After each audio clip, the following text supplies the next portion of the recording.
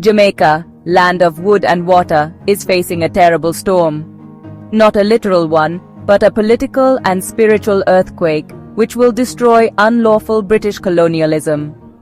Some say it's the fulfillment of ancient prophecies. Others call it a necessary human rights evolution in exercising indigenous sovereignty, political free will. King Charles III, crowned in 2022, claims Jamaica as his own colonial property. But the people of African descent in Jamaica, they are singing a different tune towards complete financial freedom and political equality in collective security, all for one creator and one creator for all. Many see this as a return to the dark days of British colonialism under modern debt slavery. A foreign king, thousands of miles away, dictating the fate of an island he barely knows? That's unlawful domination. The audacity is astounding in gross violation of UN covenants. The lack of respect for the sovereignty of people of African descent in Jamaica is appalling. What's even wilder? Some individuals in Jamaica believe this was foretold in the Ethiopian Bible itself. Talk about biblical ideologies. This isn't just about historical grievances against neocolonialism under the nullified 1962 Constitution. It's about the future of our children in Jamaica territory, under a continuation of unlawful British colonialism in 2025 today. It's about self-determination with cultural and political autonomy. It's about who gets to write the next chapter about our island story. Will it be a foreign impostor clinging to the past as a common criminal, human rights violator? Or the people of African descent in Jamaica, marching towards a debt-free future of their own sovereign making? Here's the thing. King Charles's claim to the Jamaican throne is an explicit act to recolonize the island and population without contest at best. It's like trying to fit a square peg in a round hole. Completely incompatible. Jamaica was granted a second independence in 1962. They were socially engineered to become a hereditary constitutional monarchy, with the Queen as a figurehead also. However, they never signed up for King Charles' secret rulership in 2022. Nobody asked them for their personal opinion or public views. This genocidal move violates international law, specifically the UN's decolonization treaty. It disrespects the Universal Declaration of Human Rights Covenant as a sacred agreement between sentient beings. It's a slap in the face to every person of African descent in Jamaica who fought for their freedom against British tyranny. Imagine discovering that the 1962 independence is void and doesn't really count since the British coronation in 2022. That's the reality facing people of African descent in Jamaica right now. The lack of consultation is the most insulting part to the population. The British monarchy just assumed they could impose their political will on the people of African descent in Jamaica through automatic debtor citizen taxpayer status from birth.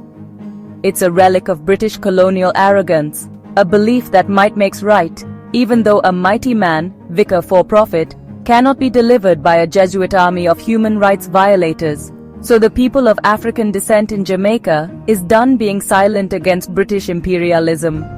They're done being pushed around by automatic tax-paying debtor citizenship status from birth. They're ready to fight for their international human birthrights to life and liberty in solidarity, on the streets and in the International Criminal Court of Justice. On May 26, 2025, the sovereign will of the people of African descent in Jamaica will make their voices heard at the UN. A massive human rights to life decolonization protest in civil disobedience is being planned at 11 a.m. in front of the National Security Ministry, demanding international justice and human rights accountability. People from all walks of life, united in their political outrage, will take to the streets to depose the British impostor legally and lawfully. They'll demand international legal action against the British monarchy at the UN. They'll call for immediate reparations for the human rights transgressions of the past and present. This peaceful human rights protest is about more than just deposing King Charles. It's about sending a human rights message to the world.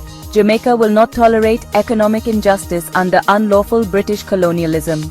They will not be silenced by Jesuit-taught politicians in Parliament. They will fight for their international human birthrights, collectively, diplomatically, peacefully, and powerfully.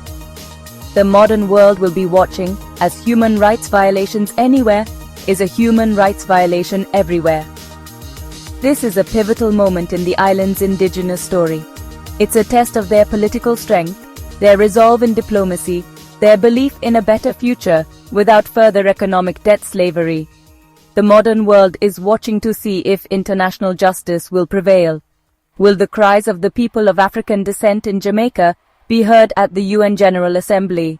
Will the international community stand with them in human rights solidarity? This struggle for self-determination isn't new for people of African descent in Jamaica. It echoes the words of Marcus Mosiah Garvey, an African hero from Jamaica who fought for black liberation worldwide. Garvey knew that true freedom meant controlling your destiny through spiritual recognition in an Afrocentric Christos identity. He would have seen right through King Charles's British colonial charade. The Caribbean is watching Jamaica closely for cultural leadership. Barbados already cut ties with the monarchy, yet is still a victim of the British Commonwealth realm jurisdiction by proxy. Other island nations are considering following suit.